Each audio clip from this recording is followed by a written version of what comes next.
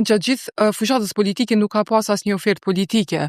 Tash, nëse ishe ofertat politike, disa diskutime aty këtu ka pas zakonisht, do më thënë, premtime ad hoc, ose për zhvillim ekonomik, për investime, po cilat absolutisht nuk janë duk si investime strategjike.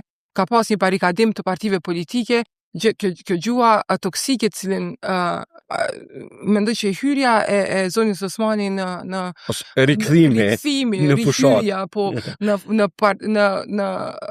në jetën politike partijake ditore i kontriboj atij toksiciteti, sepse i gjithë viti kaloi të diskutu pse ajo nuk është bërë presidente, pse ai partneritet dështoi, dhe kishte një luftë të fajit mes të Kurtit dhe Osmanit.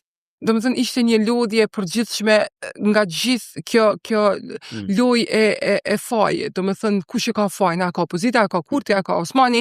Domethënë kjo e para ka qenë komplet një çështje personale të cilën liderët e partive partijake kanë pasur mes tyre.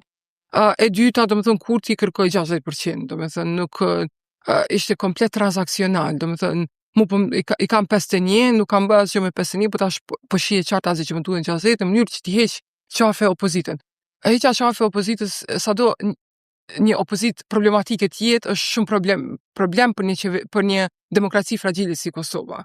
Po e shohim çka po ndodh në Serbi, po e shohim çka po ndodh në Shqipëri. Në momentin kur nuk ka opozit, modelet tilla s'po na duan. Modelet janë shumë problematike, kështu që demokracitë fragile nuk i mbjetojnë një sistemi ku një parti i kontrollon të gjitha.